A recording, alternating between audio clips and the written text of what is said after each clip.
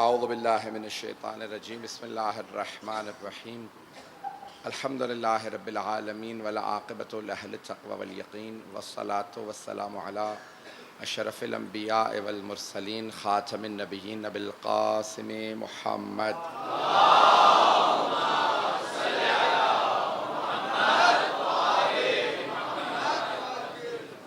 وآلہ الطیبین الطاہرین المعصومین لا سیما بقیۃ اللہ فی الارضین روحی وارواح العالمین لتراب مقدمہ الفدا واللعنۃ الدائمۃ علی اعدائہم اجمعین من الآن الی قیام یوم الدین اما بعد فقد قال اللہ الحکیم فی کتابہ الکریم بسم اللہ الرحمن الرحیم فاقم وجہک للدین حنیفا فطرۃ اللہ التی فطر الناس علیہا لا تبدیل لخلق اللہ ذالک الدین القیم ولکن اکثر الناس لا یعلمون صدق اللہ العلی العظیم صلوات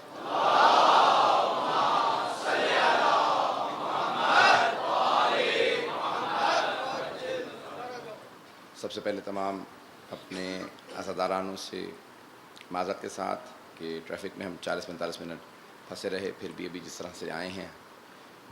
عزیزان گرامی، اس سلسلے کی مجلس کی چھٹی مجلس ہے یہ، اشرا بعنوان معرفت دین میں پیش کر رہا ہوں مطالب کو۔ جناب سرور کائنات کا فرمان ہے کہ ہر دین کی ایک پہچان ہے اور میرے دین کی پہچان اخلاق ہے۔ ہر دین کی پہچان ہے اور میرے دین کی پہچان اخلاق۔ ہر شے میں اخلاق انسان کا نظر آنا چاہیے، ہر شے میں، ہر چیز کے لیے اصول ہیں۔ انگریزی کے جو مختلف الفاظ ہیں، ایتھکس ہیں ہر شے کے۔ جنگ کے بھی آداب ہیں، اخلاق ہے۔ صلح کے بھی آداب و اخلاق ہے۔ تجارت کے بھی انسان کے آداب و اخلاق ہیں۔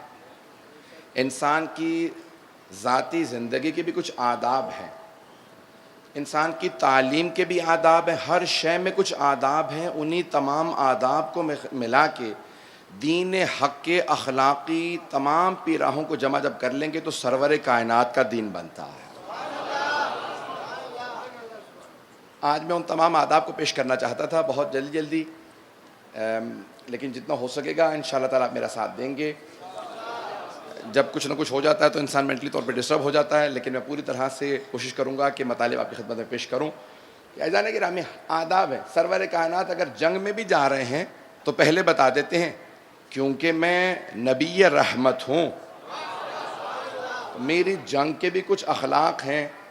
تو صحابہ نے کہا یا رسول اللہ، وہ تو ہمارا پانی بند کر رہے ہیں، ہماری فصلوں کو آگ لگا رہے ہیں، آپ کہتے ہیں کہ ہم پھر بھی اخلاق سے پیش آئیں؟ کہا وہ ان کا کردار ہے، ہمارا کردار کیسا ہونا چاہیے؟ تو کہا پہلا اصول جنگ کا، دشمنوں کی جتنی بھی فوجیں ہیں کبھی بھی ان کا پانی بند نہ کرنا، دشمنوں کو بھی پانی بند نہ کرنا، یہ پہلا اصول۔ دوسرا، فصلوں کو آگ نہ لگانا۔ یہ کافروں کی فصلیں نہیں ہیں، خود فصل جو ہے وہ اللہ کی عطا کردہ ایک نعمت ہے، اسے آگ نہ لگانا۔ دشمنوں کے جانوروں کو بھی آگ نہ لگانا، کیونکہ چاہے وہ جانور ہوں، ہیں تو اللہ کی مخلوق۔ اور اصولوں میں سے کیا اصول ہے؟ سرور کائنات نے کیا فرمایا؟ کہا کبھی بوڑھوں پہ ہاتھ نہ اٹھانا، چاہے کافر ہوں لیکن ہیں تو بزرگ، بوڑھوں پہ ہاتھ نہ اٹھانا۔ بچوں پہ کبھی ظلم نہ کرنا، خواتین پہ تجاوز نہ کرنا۔ کہا جو میرے ان تمام اصولوں کو مانے گا وہ میرے ہاتھ پہ بیعت کرے، جو اصولوں کو توڑے گا وہ بیعت سے خارج ہے۔ عزیزان گرامی، سرور کائنات نے جب بیعت لی ہے تو پھر آپ نے تمام اصول بتا دیے ہیں۔ توجہ ہے میرے ساتھ؟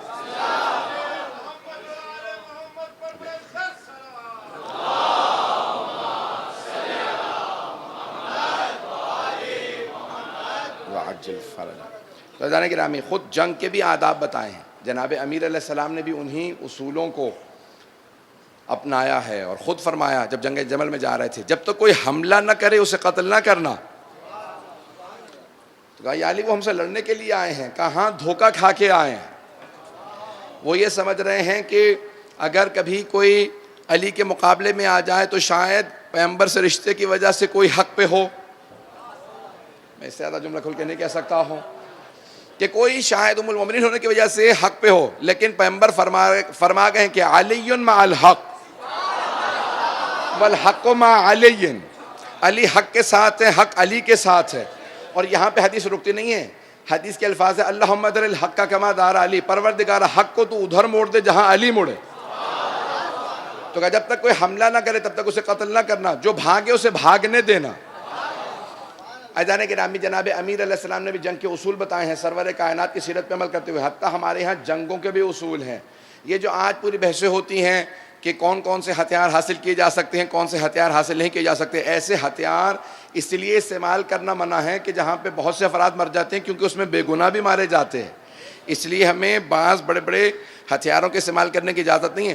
صرف دشمن کو ڈرانے کے لیے ایسے ہتھیار رکھنا اپنی جگہ پہ درست ہے کہ بھئی استعمال نہ کرنا، ہمارے پاس بھی ایسے ہتھیار ہیں، لیکن ہمیں استعمال کرنے کی اجازت نہیں ہے کیونکہ اسلام انسان کو پابند کر دیتا ہے. جب شام والے جناب امیر کے مقابلے میں آئے نا تو جناب امیر سے کسی نے کہا کہ مولا بہت سے آپ کے دشمن ہر روز آپ کے خلاف ایک نیا منصوبہ لے آتے ہیں جنگ کا. مولا نے کہا میں ان سے زیادہ ذہین ہوں، لیکن اسلام نے میرے ہاتھوں کو باندھ رکھا ہے. وہ ہر چیز کو جائز ناجائز کو جائز سمجھتے ہیں. جیسے انگریزی کا محاورہ ہے، میں نام نہیں لوں گا کس کا ہے، انگریزی میں مشہور ہے، کسی اور کے نام سے ہے کسی اور کا، کہ ایوری تھنگ از فیئر ان، میں دوسرا حصہ استعمال کروں گا، وار. جنگ میں سب کچھ جائز ہے. توجہ ہے میرے ساتھ؟ تو مولا کے مقابلے میں آنے والے کہتے تھے جنگ میں سب کچھ جائز ہے. جناب امیر نے کہا نہیں، جنگ میں بھی کچھ جائز ہے کچھ ناجائز ہے. سب کچھ جائز نہیں ہے. آپ پانی بند نہیں کر سکتے. جب مولا کا پانی بھی بند کر دیا شام والوں نے، کہا دجلہ کا پانی بند کر دو، علی کی فوجیں. امام حسن مجتبیٰ نے کہا بابا آپ کی اجازت ہے. مولا حسن مجتبیٰ گئے، ان سے فرات کا پانی چھڑوا لیا. پورا کا پورا قبضہ تھا. اکیلے امام حسن مجتبیٰ نے پوری فوج کو اٹھا کے پیچھے پھینک دیا. جب ساری فوج کو دھکیل دیا پیچھے تو اب مولا کی فوج آئی، امام حسن مجتبیٰ سے کہنے لگی، امام حسن مجتبیٰ سے کہا مولا اگر آپ کہیں تو ہم ان کا پانی بند کر دیں؟ کہا نہیں، ان کا پانی کھلا رہنے دو. کہا لیکن مولا انہوں نے ہمارا پانی بند کر دیا تھا. کہا وہ ان کا کردار تھا، یہ ہمارا کردار. ہمارے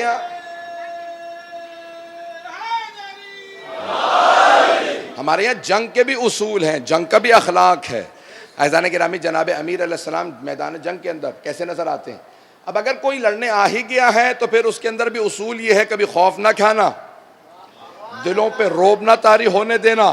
اللہ سبحانہ و تعالیٰ قرآن کریم کے اندر فرماتا ہے کہ اگر تم میں سے ایک ایمان کے ساتھ لو کنتم 20 صابرون، قرآن کی آیت ہے، اگر تم میں سے 20 افراد، میں کیونکہ ایک کہہ رہا ہوں کہ ایک کے تناسب سے بتانا چاہتا تھا، اللہ کہتا ہے اگر تم میں سے صبر کرنے والے مضبوط ایمان کے 20 افراد 200 کے مقابلے پہ جاؤ گے، میں 200 پہ تمہارے 20 کا روب طاری کر دوں گا. تم 20 ہوگے، وہ 200، یعنی 1 to 10 کا اللہ ریشیو دے رہا ہے، 1 اور 10 کا ریشیو دے رہا ہے. پتہ نہیں لوگ ہیں یا نہیں.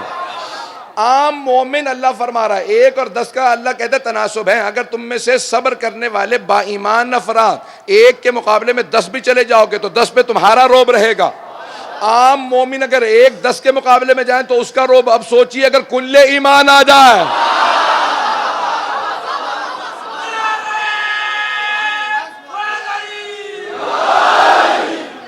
اب یہ اصول ہیں جنگ کے بھی. عزیزان گرامی، اخلاق ہے، آداب ہے، اور سرور کائنات نے آداب بتایا. اچھا اب یہ تو ابھی صرف میں نے جلیلی اشارہ کیا ہے جنگ کے آداب. میں سارے آداب جلیلی پیش کرنا چاہ رہا ہوں، اگر سننا چاہیں گے سب. تو اب یہ ہے جنگ کے آداب. پھر اسیروں کے آداب. اسیر یعنی جو قیدی بنا لی جاتے ہیں، جو جنگی قیدی ہیں، قیدی بن کے آئے. پیغمبر اسلام نے بدر میں کہا یا رسول اللہ، علی نے ایسی جنگ کی ہے کہ وہ مارتے جا رہے تھے اور جو بھاگ رہے ہوتے تھے ہم گرفتار کر لیتے تھے. ہاتھوں کو باندھ کے لے آئے. جیسے لے کے آئے تو پیغمبر اسلام نے کہا میرا پہلا اصول، جو بھی جنگی قیدی کسی بھی میرے مسلمان کو پڑھنا سکھا دے گا، اسے 10 افراد کو پڑھنا سکھا دے، اسے آزاد کر دیا جائے گا. پتہ نہیں لوگ ہیں یا نہیں. یہ جناب امیر کا فرمان بھی ہے کہ الحکمت ضالۃ المؤمن، مومن کی گمشدہ چیز ہے دانائی، علم. اگر کافر کے پاس بھی پاؤ تو خودو ہو، اسے حاصل کر لو. ولو عند الکافر، چاہے کافر کے پاس بھی علم ہو تو علم حاصل کر لینا. پیغمبر یہ خود اپنی سیرت سے سمجھا رہے ہیں کہ اگر کافر بھی میرے امتی کو پڑھا دے میں اسے بھی آزاد کر دیتا ہوں. عزیزان گرامی، اب یہاں پہ سنیے گا پہلا اصول کہ اگر کوئی کافر کسی مسلمان کو پڑھنا سکھا دے، پڑھنا لکھنا سکھا دے، آزاد. دوسرا، اگر کوئی اسلام قبول کر لے گا تو آزاد ہوگا، اگر اسلام قبول کر لے گا. انہوں نے کبھی ہم ایسے اسلام قبول نہیں کرتے. پیغمبر نے کبھی کون کون دعوت اسلام دے گا؟ تو کچھ صحابہ کی باری آئی، وہ اسلام کی دعوت دینے کے لیے گئے. تو اب قیدیوں کے ہاتھ بندھے ہوئے تھے، وہ زمین پہ بیٹھے تھے. تو ایک صحابی نے جانے کے بعد ایک مرتبہ روب سے کہا مسلمان ہوتے ہو یا میں بتاؤں؟ تو انہوں نے جیسی تلوار نکالی، پیغمبر نے کہا روک دو اسے. حالانکہ قیدی دور بیٹھے تھے، کہا روک دو. کہا خبردار قیدیوں پہ تلوار نہ اٹھانا. اب ایک مرتبہ سب کی باری آئی، ایک ایک کر کے سب دعوت دینے جاتے رہے. اب جناب سرور کائنات نے کہا یا علی اب آپ کی باری ہے. دیکھیں دین حق کے اندر قیدیوں کے کیا آداب ہیں. کہا یا علی اب آپ کی باری ہے، ان کافروں کو مشرکوں کو آپ اسلام کی دعوت دیجئے. جناب امیر علیہ السلام آئے. اب سرور کائنات کے کردار اور سیرت کو سمجھنا ہے تو علی ابن ابی طالب سے سمجھے. آئے جناب امیر علیہ السلام تو پہلا آپ نے حکم دیا کہ سارے قیدیوں کے ہاتھوں کو کھول دو. کہا یا علی یہ قیدی ہیں؟ کہا ہاں لیکن ابھی میں انہیں اسلام کی دعوت دے رہا ہوں، باندھ کے دعوت نہیں دی جاتی. کہ سب کے ہاتھوں کو کھول دیا جائے. سب کے ہاتھوں کو رسیوں کو کھول دیا گیا. اب ایک مرتبہ مولانا نے کہا آپ لوگ آرام سے بیٹھ جائیے، پانی چاہیے تو پانی لا دیتا ہوں، کھانا چاہیے تو کھانا لا دیتا ہوں. کہ ہم سننا چاہتے ہیں. پانی پیا.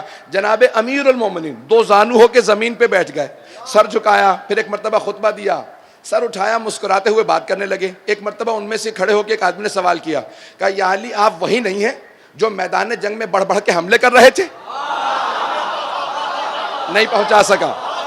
یا علی آپ وہی نہیں ہیں جو میدان جنگ میں بڑھ بڑھ کے حملے کر رہے تھے؟ شیر کی طرح سے آپ کی آنکھیں سرخ تھیں اور جب آپ حملہ کرتے تھے تو کوئی تاب نہیں لا سکتا تھا. مولانا نے کہا ہاں میں وہی ہوں. کہا تو یہاں دو زانو ہو کے زمین پہ سر جھکائے کیوں بیٹھے ہیں؟ کہا وہاں تم لڑنے آئے تھے، یہاں اسلام سیکھنے آئے ہو.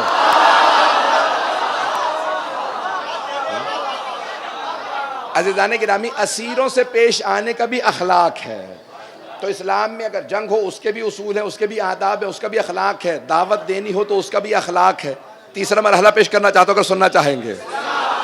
عزیزان گرامی پیغمبر اسلام نے تجارت کے بھی آداب بتائے ہیں، اخلاق بتایا ہے. تاجر پیغمبر خود تجارت کرتے تھے، سب کے ذہنوں میں ہے نا. پیغمبر اسلام خود تجارت کرتے تھے، مال تجارت لے کے جاتے تھے اپنے پہلے چچا کے ساتھ. پھر بعد میں جناب خدیجہ نے دعوت دی، آپ مال تجارت لے کے گئے. زندگی بھر پیغمبر اسلام نے بچپنے کے اندر 7 سال بکریاں بھی چرائی ہیں اور برس ہا برس تجارت کی ہے، بزنس کیا. تو اب ایک مرتبہ کہا آداب تجارت سن لو. اگر میرا کوئی بھی مسلمان ماننے والا، پیغمبر نے فرمایا، تجارت کرنا چاہتا ہے، بزنس کرنا چاہتا ہے، دکان کھولتا ہے، کچھ بھی تجارت کا کام کرتا ہے تو اس کے 3 اصول ہیں. پہلا اصول لکھنا پڑھنا ضرور سیکھے.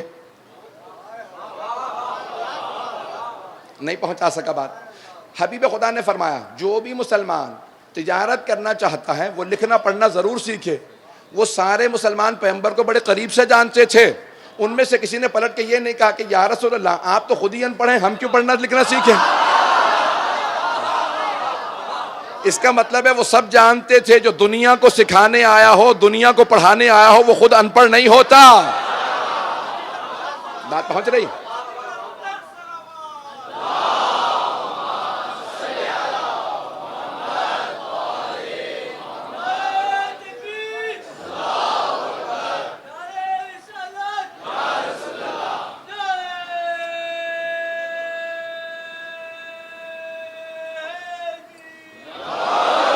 توجہ ہے عزیزان گرامی. اب سرور کائنات نے تجارت کے 3 اصول بتائے ہیں. میرے تمام کے تمام بھائی، میرے بچے سب اس کو اپنے پلے سے باندھ لیں، کبھی بھی ان کی مخالفت نہ کریں. کا پہلا اصول جو بھی بزنس میں جانا چاہتا ہے، تجارت کرنا چاہتا ہے، لکھنا پڑھنا ضرور سیکھے. دوسرا فقہ، حلال و حرام کے قانون ضرور سیکھے. جتنے مسلمان ہیں سیکھے کون کون سی چیزیں جائز ہیں، کون سی ناجائز ہیں، تاکہ جب تجارت کریں تو کبھی کسی ناجائز کام میں ہاتھ نہ ڈالیں. کا تیسرا اصول حساب کتاب ضرور سیکھیں، جسے آپ لوگ کہتے ہیں اکاؤنٹنگ. پتہ نہیں لوگ ہیں یا نہیں ہیں. دنیا کا آج کوئی کاروبار بزنس چل ہی نہیں سکتا جب تک کہ وہاں پہ کوئی اکاؤنٹنٹ نہ ہو. دنیا نے بعد میں سیکھا. اللہ کا بھیجا ہوا دین ایسا ہوتا ہے کہ پیشوا آنے والے اصولوں کو پہلے طے کر جاتا ہے.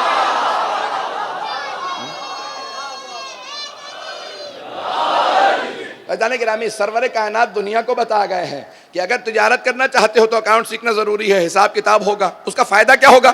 کہ پہلے نفع نقصان پتہ چل جائے گا، نفع ہوا ہے، منافع ہوا ہے یا نقصان ہوا ہے، بھئی یہ تجارت صحیح بھی ہے یا غلط ہے. دوسرا اپنا فریضہ پتہ چل جائے گا. اگر مجھے کچھ بچت ہوئی ہے تو کہیں خمس یا زکوٰۃ تو واجب نہیں ہو گیا. جو خمس و زکوٰۃ سیکھتا جائے گا وہ غریبوں کا حق دینا سیکھتا چلا جائے گا.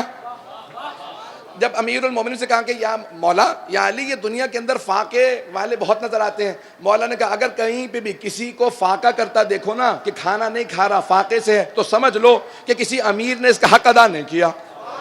پتہ نہیں لوگ پہنچ رہے ہیں نہیں پہنچ رہے ہیں. یہ فاقے علامت ہے کہ لوگ اپنے فرائض انجام نہیں دے رہے ہیں. اگر لوگ خمس و زکوٰۃ دیتے رہتے، خیرات کرتے رہتے تو عزیزان گرامی دنیا کے اندر فقر و فاقہ نہ ہوتا. مولا فرماتے ہیں اگر دو چیزیں رائج ہو گئی ہوتی دنیا کے اندر، دو چیزیں اگر بعض لوگوں نے نہ روکی ہوتی، دو چیزیں، تو دنیا میں کوئی فقیر نہ ہوتا اور نہ ہی کوئی حرام سے پیدا ہوتا دنیا کے اندر. مولا فرماتے ہیں ایک خمس کا نظام اگر کسی نے نہ روکا ہوتا دنیا میں فقیر نہ ہوتا. میں نے نام نہیں لیا، آپ حضرات گھبرا گئے ہیں. تو مولانا نے کہا جن لوگوں نے خمس کو بین کیا، اس کو منع کر دیا، اگر وہ نہ روکتے تو دنیا کے اندر کوئی فقیر نہ ہوتا، کیونکہ آدھا حصہ امام کا ہے اور امام کا حصہ تمام کے تمام غیر سادات مستحق مومنین کے لیے ہے. اور دوسرا جو ہے وہ نکاح موقت ہے کہ اگر کوئی بھی دنیا کے اندر کبھی گناہ نہ کرتا، بدکاری نہ کرتا، کہ اگر اس کو رائج ہونے دیا گیا ہوتا. مولا فرماتے ہیں کہ نکاح دائم ہے، موقت ہے، بس تفصیل سے زیادہ نہیں دے سکتا ہوں. تو مولا نے فرمایا یہ موقت نکاح کو اگر حرام قرار نہ دیا گیا ہوتا تو دنیا کے اندر کوئی بھی گناہ نہ کرتا، حرام کاری نہ کرتا. اگر بات واضح ہو گئی ہو جانے گرامی. یہ آداب ہیں، تجارت کے بھی آداب ہیں، معاشرت اپنی زندگی کیسے گزاریں. اب آئیے ذرا میں چند اور مثالیں پیش کرنا چاہتا ہوں، رفتار میری زیادہ تو نہیں ہے. عزیزان گرامی یہ تمام کے تمام زندگی کے اصول ہیں. جنگ کے اصول میں نے بتائے. پھر انسان، مولا فرماتے ہیں کہ دوستی کے اصول کیا ہیں. مولا فرماتے ہیں دوستی میں کبھی بھی اتنے آگے نہ بڑھ جانا کہ اگر کل ناچاکی ہو جائے، دشمنی پڑ جائے تو تمہیں شرمندگی ہو. ارے میں نے سارے راز دے دیے تھے دوست کو، آج دشمن بن گیا ہے، اب کیسے گزارا کروں گا. پھر مولا فرماتے ہیں دشمنی میں بھی اتنے آگے نہ بڑھنا کہ کل جب دوستی ہو جائے تو تمہیں شرمندگی ہو کہ ارے میں تو اتنا گر گیا تھا کس منہ سے ملوں گا. تو پتہ چلا کہ دین حق کے ماننے والے دوستی کے بھی آداب کے تابع ہوتے ہیں اور دشمنی کے بھی آداب و اخلاق کے تابع ہوتے ہیں. کبھی اپنے حق سے تجاوز نہیں کرتے. دوسروں سے حق مانگنے والوں پہلے دوسروں کے حق ادا کرو. دوسروں کا حق ادا کرنا ضروری ہے. آج ہم ایک ایسے معاشرے میں رہ رہے ہیں کہ جہاں پہ ہر آدمی کہتا ہے حقوق، مجھے رائٹس چاہیے، حقوق چاہیے. اور کچھ لوگوں کو سمجھ میں نہیں آ رہا ہوتا، وہ کہتے ہیں اس کے رائٹس، اس کے رائٹس، ویمنز رائٹس، اس کے، یعنی رائٹس کی بحث کر رہے ہیں. کوئی یہ بات نہیں کرتا ذمہ داریوں کی بات کرو، رائٹس خود بخود واضح ہو جائیں گے. نہیں پہنچا سکا اس بات کو. ہر آدمی بات کرے کہ ذمہ داری کیا ہے، حق خود بخود ادا ہو جائے گا. اگر میں اپنی ساری ذمہ داریاں پوری کر رہا ہوں تو میری گردن پہ کسی کا حق ہوگا ہی نہیں. اگر میں کہتا رہوں اب میں بیٹا ہوں، میرے والدین نے میرے حق ادا نہیں کیے، ارے میں نے اپنا فریضہ اگر ادا کر دیا ہوگا تو خود بخود میرے حق ادا ہونے لگیں گے. پتہ نہیں لوگ ہیں یا نہیں ہیں. عزیزان گرامی وہ اللہ جو اتنا کریم ہے اس نے خود کہہ دیا کہ ماں باپ گنہگار بھی ہوں تو ادب سے پیش آتے رہنا. اور آج کل زیادہ مظلوم باپ ہو گیا. ہمارے بہت سے بچے ماں سے متعلق اتنا زیادہ ہم نے پڑھ دیا ہے کہ ماں کو تو پھر بھی حقوق دے رہے ہیں، باپ کو سمجھتے جیسے کوئی پتہ نہیں محلے کا آدمی ہے، جو مرضی کہہ لیں. عزیزان گرامی نہ، باپ کا بھی اتنا ہی ادب واجب ہے جس طرح سے ماں کا احترام واجب ہے. خبردار کہ اگر کوئی بچہ ہو سیرت محمد و آل محمد پہ عمل کرنے والا ہو، باپ کے سامنے اونچی آواز سے بات کرے، آنکھیں نکال کے بات کرے. عزیزان گرامی چاہے باپ بوڑھا ہو، کمزور ہو، کیسا بھی ہو، بچے اس طرح سے پیش آئیں کہ باپ خود بخود محبت سے کہے کہ جو تمہاری فرمائش ہوگی میں پوری کروں گا. عزیزان گرامی آداب ایسے ہونے چاہیے. توجہ ہے میرے ساتھ؟ یہاں پہ مجھے نوجوانوں نے بالکل بھی داد نہیں دی اس بات کے اوپر.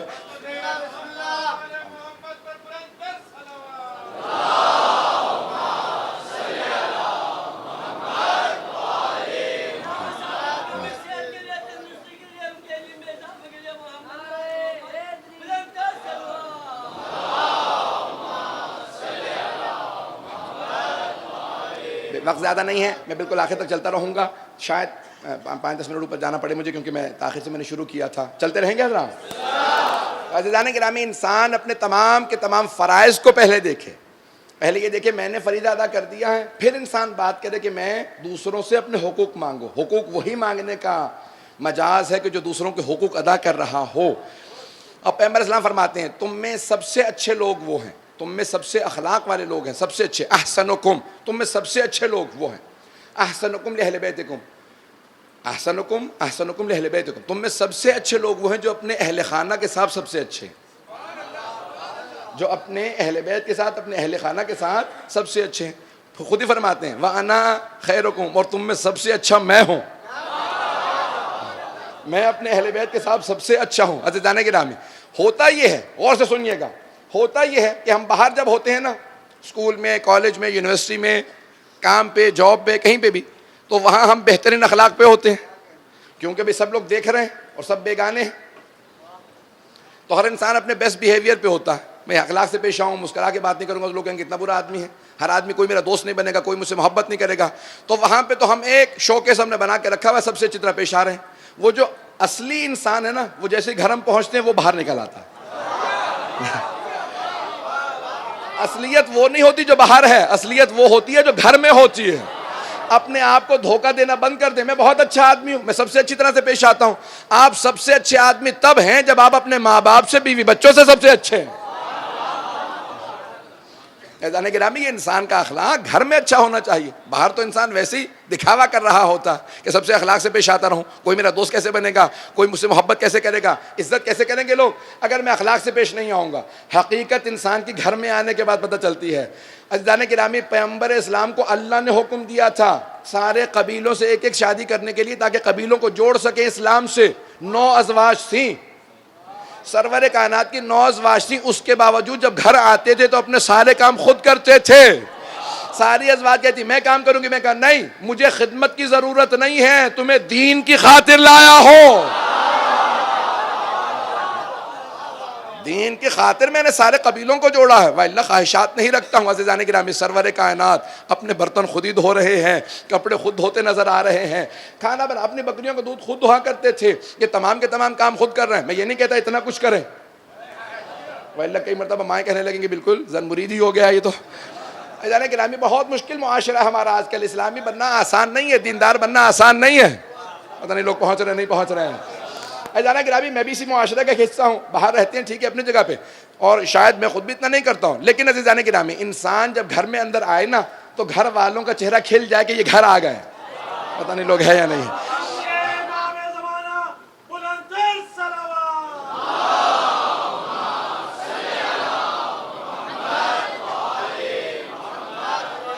توجہ سے سنیے گا اس جملے کو میرے تمام نوجوان بھائی جو خصوصاً ابھی شادیاں نہیں ہوئی ہیں، ایسا نہ ہو کہ آپ جب باہر رہیں تو لوگ دعائیں مانگے باہر ہی رہے، گھر آتے ساری تو اس کو ڈانٹ، اس کو ڈانٹ، اس کو مار، سب کو کچھ نہ کچھ کہتا ہی رہتا۔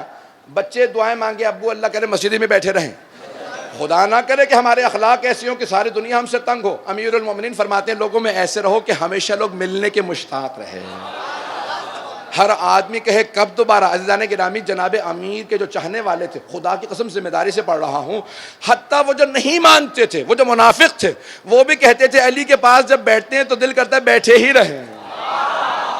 دشمن بھی کہتے تھے جی کرتا ہے دیکھتے رہیں، چہرہ ایسا ہے دیکھنے کا جی کرتا، گفتگو ایسی ہے سننے کا جی کرتا۔ امیر المومنین کو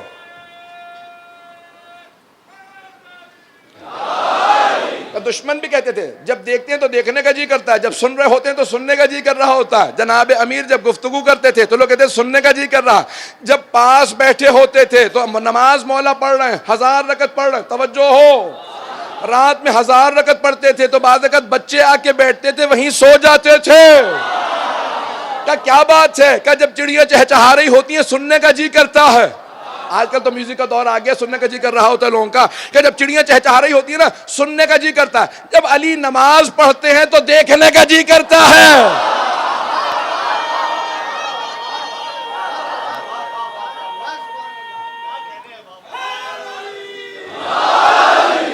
ایسا نہیں،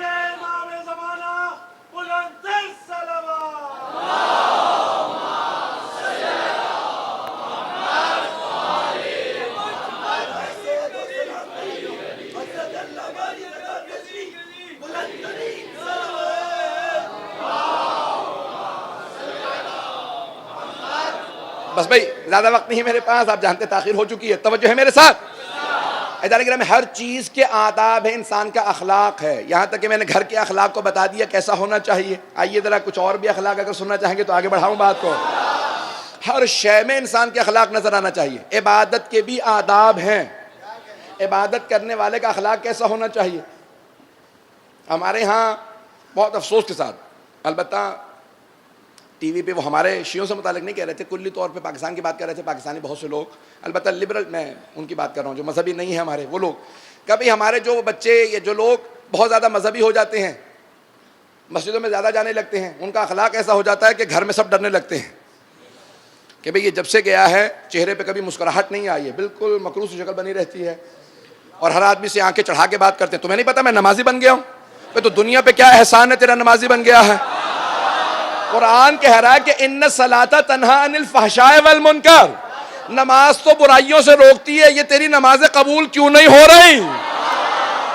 شاید کوئی علی کی ولایت تجھے نمازی بنائے۔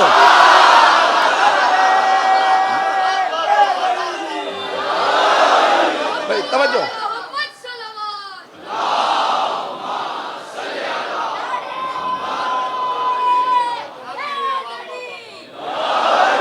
جانے کے نامی نمازی کا بھی اخلاق ہونا چاہیے۔ لوگ کہیں یہ نمازی بن کے جب سے مذہبی بنا ہے سارے گھر کا ماحول بدل گیا۔ توجہ، جانے کے نامی ایسا نہ ہو کہ بھئی یہ تو زیادہ مذہبی ہو گئے ہیں، اب تو بالکل کچھ بھی، جب سے زیادہ مذہبی ہوئے ہیں اخلاق بالکل ختم ہو گیا، نہیں، بلکہ اگر لوگ کہیں یہ جب سے نمازی بنا ہے ماں کو گھر میں کام نہیں کرنے دیتا، جب سے نمازی بنا ہے باپ کو گاڑی نہیں چلانے دیتا، میں آپ سے خدمت نہیں لوں گا، اب میری خدمت کی باری ہے۔ انسان جب نمازی بن جائے تو پتہ چلے یہ نمازی ہو گیا، کردار بتا رہا ہے نمازی، یہ نہیں کہ نماز چھوڑ دیجئے، نماز پڑھیں تو اس کا اثر ہو۔ عزیزان گرامی، عبادت کے آداب ہیں، یہ نہیں کہ انسان بتاتا پھرے کہ میں اب عبادت کر رہا ہوں۔ میرے ایک استاد اگر زندہ ہے تو خدا ان کو بہت لمبی زندگی دے، عطیہ سید علیہ رضوی، اس وقت بہت بزرگ تھے، بہرحال وہ ہمیشہ کہا کرتے تھے کہ ہمارے پرانے زمانے کے طلباء، دینی طلباء کی بات کر رہا ہوں، مانا ابھی آپ کہیں گے ہمارے سے متعلق نہیں، لیکن پھر بھی سن لیجئے، گناہ گزرے تو چھوڑ دیجئے گا بات، اور دل کو لگے تو اپنا لیجئے گا۔ تو وہ ہمیشہ فرماتے تھے، کہتے تھے پرانے زمانے کے طلباء کہیں گے جب ہم لوگ طالب علم بنے تھے نا تو ہم نماز پڑھتے ہی فوراً مسجد سے باہر نکل جاتے تھے۔ کہا کیوں؟ کہا کہ بھئی اتنی بے دلی سے نماز پڑھی ہے کہیں چھتی نہ گر جائے، کہ کوئی توجہ ہی نہیں تھی میری، یہ کیا میں نے نماز پڑھی ہے، اپنے سے توبہ کرتے تھے، اپنی ملامت کرتے تھے، میری نماز میں توجہ نہیں تھی۔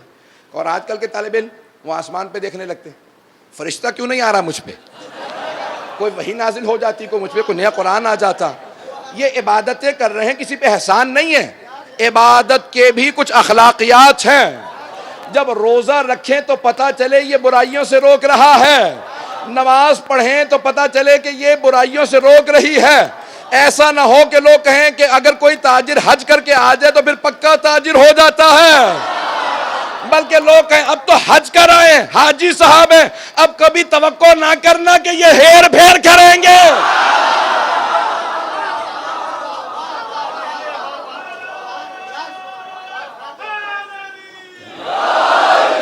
عزیزان گرامی، یہ تمام کے تمام عناوین عبادتوں کے اس لیے نہیں دیے گئے کہ انسان ان کا غلط استعمال کرے، انسان ان تمام عبادتوں کو سمجھے اس کی حکمت کیا ہے۔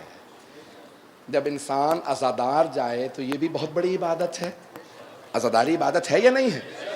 عزاداری بہت بڑی عبادت ہے۔ اگر آپ کو اندازہ ہو جائے کہ آپ کے آنے سے پہلے عزادار کے آنے سے پہلے ملائکہ آ جاتے ہیں، اور آخری عزادار کے جانے تک ملائکہ احاطے میں لیے رکھتے ہیں اور استغفار کرتے رہتے ہیں، پروردگارا یہ تیرے حسین کے عزادار آئے ہیں۔ عزاداری کے فرش کا بے انتہا ثواب ہے، بہت زیادہ۔ اب لوگ جب دیکھیں تو کہیں کہ ہاں آج کل محرم ہے، عزاداروں کا اخلاق بتا رہا ہے، یہ سب حسینی ہیں۔ عزیزان گرامی، کردار بتائیں ہم حسینی، توجہ ہے میرے ساتھ؟ عبادتیں اثر دکھاتی ہیں، یہ تمام کے تمام عبادات ان کے اخلاق ہیں، ان کے آداب ہیں۔ میں جانتا ہوں میں نے بہت سخت جملے کہے ہیں، لیکن میں نے پوری کوشش کی کہ آپ کی طبیعتوں کو گرا نہ گزرے، آپ کو برا محسوس نہ ہو، لیکن عزیزان گرامی، میرے بھائیوں، میرے بزرگوں، میرے بچوں، ان تمام عبادات کے ہمارے نفس پہ، ہماری روح پہ اثرات ہونے چاہیے۔ آئیے ذرا کچھ اخلاق و آداب ہیں کہ بچوں کو بھی آداب سکھائے جائیں۔ جب والدین آئیں تو چھوٹے چھوٹے بچوں کو انگلیاں پکڑ کے مجلس میں لے کے آئے، تاکہ اگر وہ دادا دادی نانا نانی دنیا سے چلے بھی جائیں تو بچہ بعد میں آئے تو یاد کرے مجلس میں لانا انہوں نے سکھایا تھا. میں مجلس میں آتا تھا. عزیزان گرامی، ایک ماں ہے میدان کربلا میں، نام ہے زینب کبریٰ. وہ اپنے 2 شہزادوں کو لے کے آئی ہیں. میں چلوں گا تھوڑا سا. تو وہ اپنے 2 شہزادوں کو لے کے آئی ہیں، انہیں آداب سکھا رہی ہیں کہ جب امام کے سامنے آتے ہیں تو کیسے آتے ہیں. کربلا میں مرنے کے لیے گئے ہیں، کربلا میں شہادت کے لیے گئے ہیں سب کے سب، لیکن اس کے باوجود بھی ایک ماں اپنے بیٹوں سے کہہ رہی ہے، جانتی ہیں بیٹے پیاسے ہیں، میرے شیرو آپ دونوں حیدر کرار کے نواسے ہیں. اے اونو محمد آپ جعفر طیار کے پوتے، لیکن میرے شیرو میں جانتی ہوں آپ میں شیروں کا خون دوڑ رہا ہے، آپ بہت بہادر ہیں میرے بچوں، لیکن جنگ کرتے ہوئے اگر فرات تک پہنچ جاؤ تو پانی نہ پینا. میرے بچوں پانی نہ پینا. ماموں کے بچے بہت پیاسے ہیں، سکینہ بہت پیاسی ہے، علی اصغر کے لب خشک ہو رہے ہیں. عجیب ماں ہے، یہ بچوں کی ایسی تربیت کر رہی ہیں کہ ان کے بچے بھی فخر بن جائیں، آنے والی ماؤں کے لیے مثال بن جائیں. تو ایک ماں ہے کہ جو اس طرح سے بچوں کی تربیت کر رہی ہیں. آئیں ذرا میرے ساتھ کربلا چلیں. ایک ماں کی مثال میں پیش کر رہا ہوں. اگر میں مصائب پڑھوں گا آج تو سب کے سب میرے ساتھ کچھ دیر کے لیے کربلا میں چلیے گا. دیکھیں ایک ماں، شب عاشور ہے، ایک ماں بچوں کے بالوں کو سنوار رہی ہے.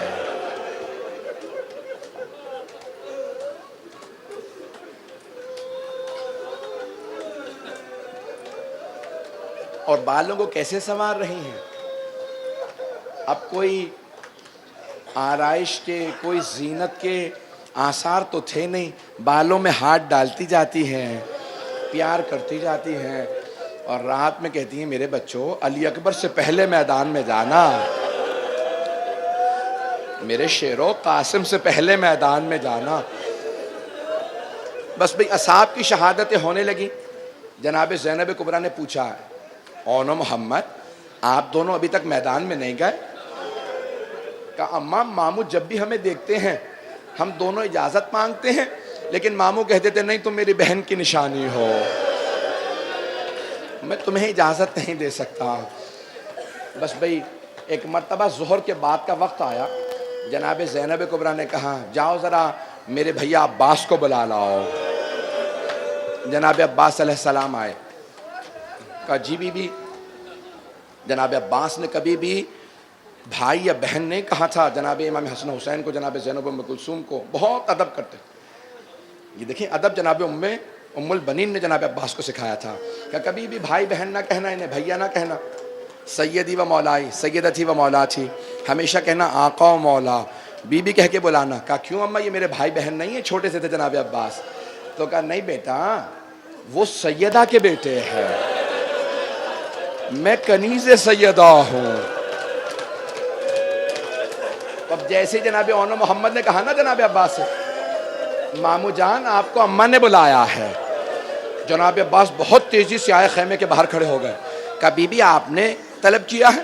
کہا عباس حسین سے کہنا زینب نے کہا میرے حق کا واسطہ ہے، میرے بیٹوں کو اجازت دے دے. جناب عباس نے کہا مولا آج بی بی کہتی ہیں میرے حق کا واسطہ میرے بچوں کو اجازت دے دیں. جناب سید الشہداء آئے اور جناب زینب سے کہا زینب شاید عبداللہ ابن جعفر طیار راضی نہ ہو کہ دونوں بیٹے بھیج دیے جائیں. تو جناب زینب نے کہا نہیں بھیا، جب میں مدینے سے چل رہی تھی نا تو عبداللہ ابن جعفر طیار نے کہا تھا زینب اگر جنگ کی نوبت آئی تو ہمارے بیٹوں کو علی اکبر سے پہلے بھیجیے گا. کہا نہیں حسین اجازت ہے عبداللہ ابن جعفر طیار کی، انہوں نے اجازت دی تھی، وہ راضی ہیں. بس بھی ایک مرتبہ دونوں شہزادوں کو میدان جنگ میں بھیجنے کے لیے جناب سید الشہداء اور حضرت عباس آئے. ایک کو جناب مولا حسین نے سوار کرایا، دوسرے بھائی کو، دوسرے جناب زینب کے بیٹے کو جناب عباس نے سوار کرایا. اگر دیکھ سکے تو دیکھیے گا، نہیں تو آنکھیں بند کر کے تصور کیجئے گا. دونوں بھائیوں نے ایک مرتبہ ہاتھ ملائے اور کہا کہ بھیا میں میمنے سے حملہ کروں گا، تم میسرے سے حملہ کرنا، اور قلب لشکر پہ آ ملیں گے اور عمر سعد کو ماموں کے دشمن کو قتل کر دیں گے. ایک مرتبہ دونوں نے حملے کیے، جیسے قلب لشکر پہ ملے نا، عمر سعد نے کہا ساری فوج حملہ کرے. لگتا ہے یہ عام بچے نہیں ہیں. ایک مرتبہ جب ساری فوج آئی نا تو ایک آدمی نے گرز مارا، ایک شہزادے کے گرز لگا، دوسرے کے سر میں تلوار لگی، دونوں زمین پہ آ گئے. ایک کی روح فوراً پرواز کر گئی، ایک میں ابھی رمق باقی تھی. انہوں نے آواز دے کے کہا مامو جان ہماری مدد کو آئیے. مولا حسین بڑی تیزی سے آگے بڑھے. جیسے ہی پہنچے تو دونوں شہزادوں میں سے ایک میں بھی جان باقی تھی. جانتے ہیں کیا کہا؟ کہا مامو جان ہماری ماں کو ہمارا آخری سلام کہہ دیجیے گا. اماں سے کہیے گا ہمارا آخری سلام قبول کرے. اور اماں سے کہیے گا اماں ہم فرات تک گئے تھے لیکن اماں ہمیں آپ کی وصیت یاد تھی، اماں ہم نے پانی نہیں پیا تھا. بس بے بھی سانس لے لیجئے، میں پڑھوں گا، 4-5 منٹ اور لوں گا. مولا حسین نے دونوں کے لاشیں اٹھائے، خیموں میں لے آئے. جب خیموں میں لاشیں لے کے آئے نا، ساری بیویاں آ گئی، رونے لگی. مولا حسین ایک مرتبہ دیکھ کے کہتے ہیں کہ فضا میری بہن زینب نہیں آئے، ذرا زینب سے کہو بیٹوں سے وداع کر لیں. جناب زینب بیٹوں کے لاشوں پہ نہیں آئی تھی، جو ہر لاشے پہ سب سے پہلے آتی تھی. جیسے جناب فضا نے بلایا کہ بی بی آپ کو مولا نے بلایا ہے، بیٹوں سے وداع کر لیں. ایک مرتبہ آئیں جناب زینب، بڑے بڑے بزرگ علماء کہتے ہیں جب آئیں نا جناب زینب تو دونوں بیٹوں کے لاشوں کے درمیان میں بیٹھ گئے، دونوں بیٹوں کے سینوں پہ ہاتھ رکھے اور بلند آواز سے کہا اونو محمد مجھے بتاؤ میں کسے قربان کروں حسین پہ، میرے شیروں میرا بھائی تنہا رہ گیا. اجرکم اللہ، اجرکم اللہ. آج جناب زینب کو پرسہ دینا ہے. بی بی نے دونوں بیٹوں کے لاشوں کے درمیان میں بیٹھ کے گریہ کیا. بس بھئی اس کے بعد پھر بی بی لاشوں پہ نہیں آئیں. 11 محرم کا دن نکلا، جناب زینب صرف مولا حسین کے لاشے پہ گئیں اور کسی لاشے پہ نہیں گئیں. ایک مرتبہ جب قیدی بنا کے ناقہ پہ سوار کرا دیا نا، آپ جانتے ہیں نا اونٹنی بلند ہوتی ہے، جب جناب زینب اونٹنی پہ سوار ہوئی نا تو بی بی کی مقتل میں نگاہ گئی، دیکھا 2 لاشیں پڑے ہیں. بی بی نے لاشوں کو دیکھا، آنکھیں بند کر لی، آنکھیں بند کر کے کہا اونو محمد خدا حافظ، میرے شیروں ماں جا رہی ہے. اجرکم اللہ. میں تمام کر دیتا لیکن یہاں جناب زینب کے مصائب ختم نہیں ہوتے. بس بے 11 محرم کو جناب زینب قیدی بنا کے لے جائے گئیں، کوفے چلی گئیں. اپنے بابا کے گھر کے جب سامنے آئی نا تو ایک مرتبہ کہا بابا آپ کا حسین مارا گیا، بابا آپ کا عباس مارا گیا، بابا علی اکبر مارا گیا. نہیں کہا تو صرف اونو محمد کا نام نہیں کہا. بس بھئی پھر کوفے سے چلی گئی شام. شام جب چلی گئی نا اب ایک مرتبہ رہائی مل گئی. جب شام میں رہائی ملی تو مولا نے شرط رکھی تھی نا شہداء کے سر واپس کر دیں. جانتے ہیں جب سر آنے لگے سب سے پہلے کس کا سر آیا؟ ایک ننھا سا سر آیا. جناب رباب نے برقعے کا دامن پھیلایا، کہا لاؤ علی اصغر کا سر مجھے دے دو. آپ برداشت نہیں کر پا رہے، بس چھوڑ دیے میں نے مسائل. نہیں پڑھوں گا، نہیں پڑھوں گا. کل بھی میرے بھائی بے ہوش ہونے والے تھے، نہیں پڑھتا. سن لیں، ہاتھ جوڑ کے کہہ رہا ہوں، شہداء کے سر آتے رہے، ایک ایک کر کے سارے سر آتے گئے. ایک سر آیا تو پوچھا کیا بات ہے، اس سر کو تم نے نیزے سے کیوں نہیں اتارا، تھیلے سے کیوں نکالا؟ کہا یہ عباس کا سر ہے، اس سر میں اتنے گرز لگے تھے. سنیں گے سنیں گے.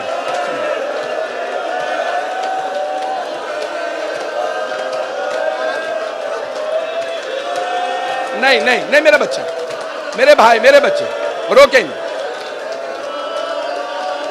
سنیں 2 جملے. اتنے میں ایک سر آیا، ساری بیویاں تعظیم میں کھڑی ہو گئی. جناب زینب آگے بڑھی، کہا لاؤ میرے ماں جائے کا سر. سب بیویوں نے ہلکا باندھا، واہ حسین. واہ حسین. بس بھائی تمام کر دیا. اتنے میں ایک آدمی 2 سر لے کے آیا. جب وہ 2 سر لایا نا، جیسے ہی 2 سر لے کے آیا، ساری بیویوں نے جناب زینب کو پلٹ کے دیکھا. جناب زینب نے سروں کو دیکھا، سر جھکا لیا.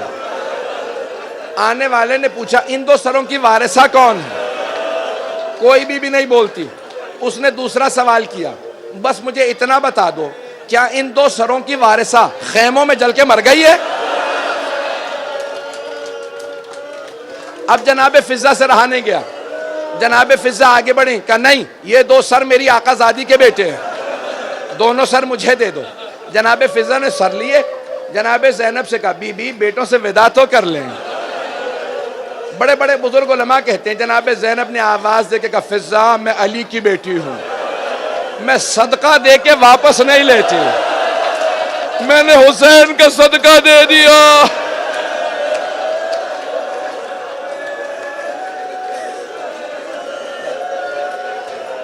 دو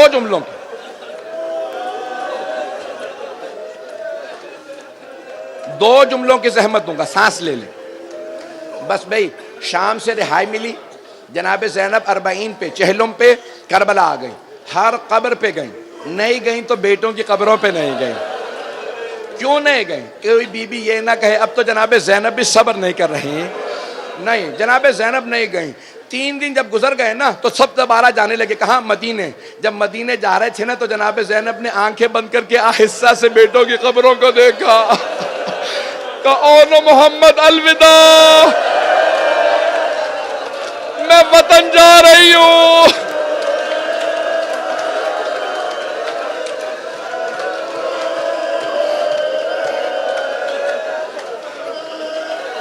آخری جملے. بی بی آ گئی شام سے کربلا، کربلا سے مدینے. جب بی بی مدینے پہنچی سب سے پہلے نانا کے روضے پہ گئیں. جانتے جب نانا کے روضے پہ آئیں کیا کیا؟ میری طرف دیکھیے گا. جناب زینب بلند آواز سے رونے لگی اور کہا نانا میں 70 قدم کے فاصلے پہ کھڑی تھی جب شمر نے آپ کے نواسے حسین کو مارا. نہیں پڑھتا وہاں کوئی میرا مومن بھائی بے ہوش ہو گیا. بس بھئی آخری جملے خدا را میری سن لیجئے. ایک مرتبہ جب جناب زینب مصائب پڑھ رہی تھی نا، مدینے والے اتنی بلند آواز سے رو رہے تھے، جناب زینب کی آواز نہیں آ رہی تھی. بی بی خاموش ہو گئی. جب سب روتے روتے تھک گئے، چپ ہو گئے، تو اس وقت بی بی نے ایک جملہ کہا، کہا نانا اگر نامحرموں کا مجمع نہ ہوتا، میں کلائیوں سے چادر ہٹاتی، میں بازوؤں کے نشان دکھاتی. آپ کی امت نے مجھے کتنے تازیانے مارے.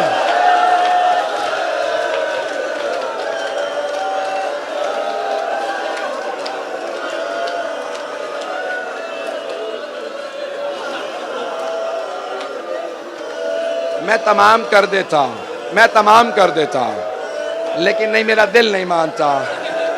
بس بھئی روک لیجئے میرے بھائی کو، میرا بچہ 2 منٹ بس بھئی برداشت نہیں کر پا رہے. آخری جملے بس، اور نہیں پڑھوں گا. جناب زینب اپنے نانا کے روضے سے ماں کی قبر پہ گئیں، وہاں سے بھائی کے گھر میں گئیں. جب بھائی کے گھر میں گئیں نا، سب سے پرسہ لیا، سب کو پرسہ دیا. نہیں پرسہ لیا تو اون محمد کا پرسہ نہیں لیا. جو بھی پرسہ دیتا کہ خبردار مجھے صرف میرے حسین بھائی کا پرسہ دینا. بس بھئی ایک مرتبہ بی بی بیٹھی رو رہی تھی کہ گھر میں پیغام آیا. کس کا؟ جناب عبداللہ ابن جعفر طیار کا، جناب زینب کے شوہر. جناب عبداللہ ابن جعفر طیار نے کہا سید سجاد اپنی پھپھی سے کہیں گھر واپس آ جائیں. وہ بی بی، وہ ماں جنہوں نے کربلا میں بیٹوں کے لاشوں پہ گریہ نہیں کیا، شام میں سروں کو لے کے گریہ نہیں کیا، چہلم پہ کربلا گئیں بیٹوں پہ گریہ نہیں کیا، نانا کے روضے پہ گئیں بیٹوں کو کوئی ذکر نہیں کیا، ماں کی قبر پہ گئیں بیٹوں کا شکوہ نہیں کیا. لیکن آخر ماں تھی، کب تک صبر کرتی؟ جیسے ہی برقع سر پہ رکھا بی بی کا کلیجہ پھٹنے لگا، دل منہ کو آنے لگا. میری طرف دیکھیے گا، میری طرف. بی بی چلی اپنے گھر. جیسے ہی گھر پہنچی صحن میں 2 جانمازیں بچھی تھی. बीबी ने जानमाज़ें उठाई, सीने से लगाई, एक जुमला कहा, ओ नो मोहम्मद, मेरा जी नहीं लगता, मैं जीना नहीं चाहती, मुझे कोई ले जाए।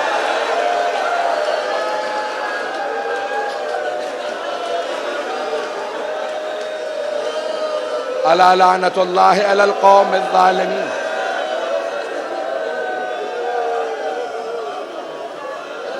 वसयअलमुल लज़ीना ज़लमू अय्य मुनक़लिबिन यनक़लिबून।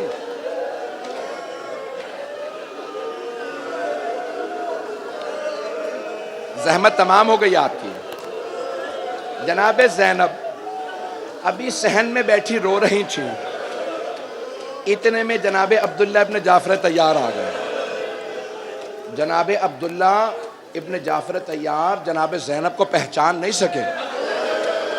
न जाने क्या बीत गई जनाब ज़ैनब पे। जनाब अब्दुल्ला इब्न जाफ़र तैयार पहचान नहीं सके। जानते क्या कहा उन्होंने आने के बाद?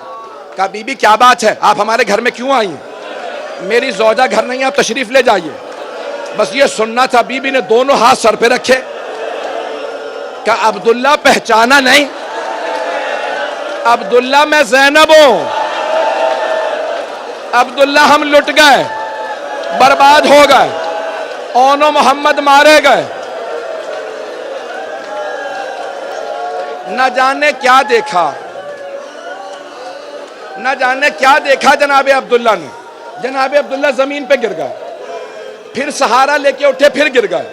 जब दूसरी मर्तबा गिरे ना, तो जनाब ज़ैनब ने पूछा, अब्दुल्ला क्या बात है? बेटों की शहादत बर्दाश्त नहीं हो रही? बीबी के हाथ अभी भी सर पे थे। कहा, अब्दुल्ला बेटों की शहादत बर्दाश्त नहीं हो रही क्या? जनाब अब्दुल्ला ने कहा, नहीं ज़ैनब, वो दोनों हुसैन पे कुर्बान, मैं होता मैं भी कुर्बान हो जाता। ज़ैनब बस मेरे एक सवाल का जवाब दे दीजिए। जनाब ज़ैनब ने कहा, अब्दुल्ला क्या सवाल है? कहा, बीबी बस इतना बता दें, ये कलाइयों पे निशान कैसे है?